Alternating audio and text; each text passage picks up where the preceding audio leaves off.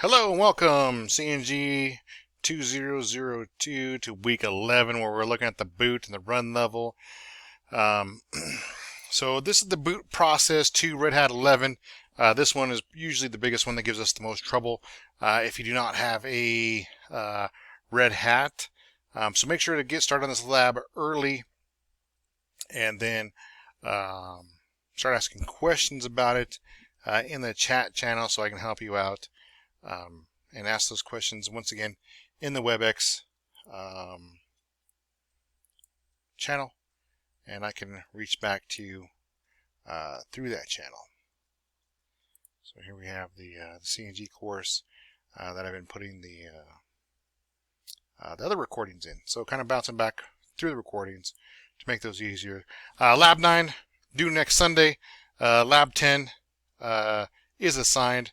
Quiz 3 also coming up, so make sure to have start preparing for those as we go through. But once again, do the best you can with this. If you're running a different level of different OS than Red Hat, I can help you search for answers as we go. But we'll kind of do those as we go through. When we look at lab,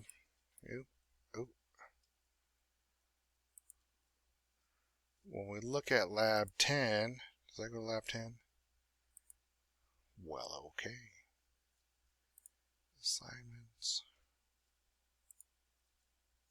Lab 10. Alright, I'm going to have to find that.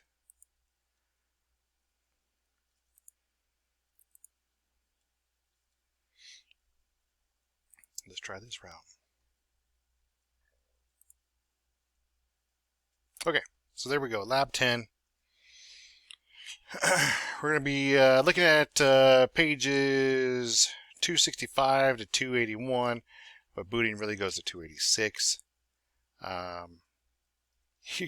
Once again, make sure you do a save of your current snapshot of your current VM, just in case you damage that Red Hat image or that Linux image or that Kali image. Make sure in your virtual machine just to take a snapshot before doing these labs, and then we'll run through the lab and follow the book steps. But once again, if you're using something outside of Red Hat, let's make sure we get together, you and I, and discuss, if you're having troubles, kind of discuss what you're doing, and then getting back to the course correcting on that. I did some grading over spring break, so you should see more of those grades populated. What else?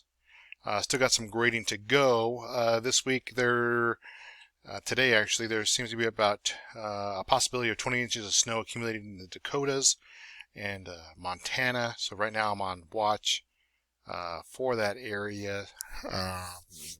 So if I do have to do something with that, I'll definitely reach out to you guys, which some of my time will be consumed by work. But I'll definitely bring in my tablet or something. We'll figure out ways to keep going with the course and keeping those graded items in. And I'll figure out a way to kind of help you through the labs. And once again, since this, there's a lot of leniency going with the gradings, especially when we start going back to the quizzes, a little less leniency because we kind of have the answers from the book. But definitely to the labs, a lot of leniency. The projects, a few of them come in.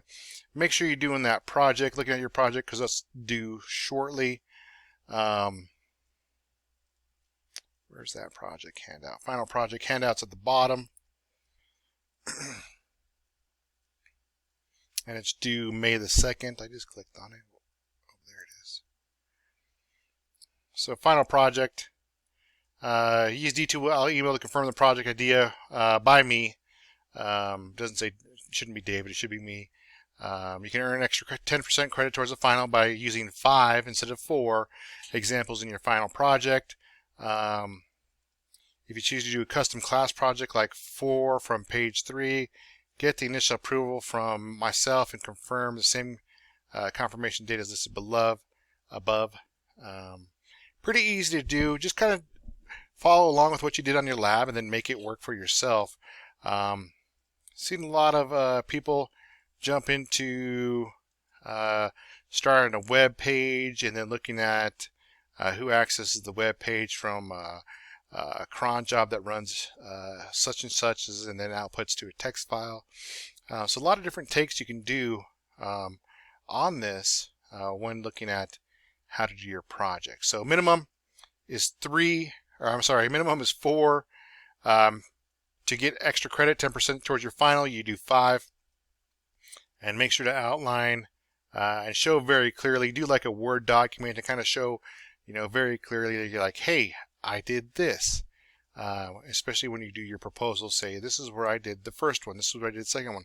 I had some people last semester do 3, and it was they thought they did 4, but it was really 3.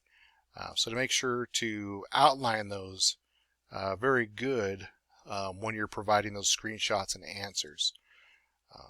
Don't fall back on that. And with that, that's all I really have. We're almost out of labs. We got our next lab April 11th, but that's our last lab.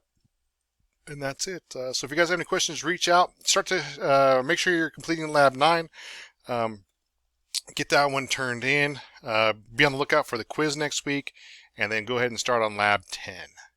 If you're having issues with lab 10, because I know some of us are working on different environments, make sure to reach out so I can get those done, or so you can get help on those to get those done.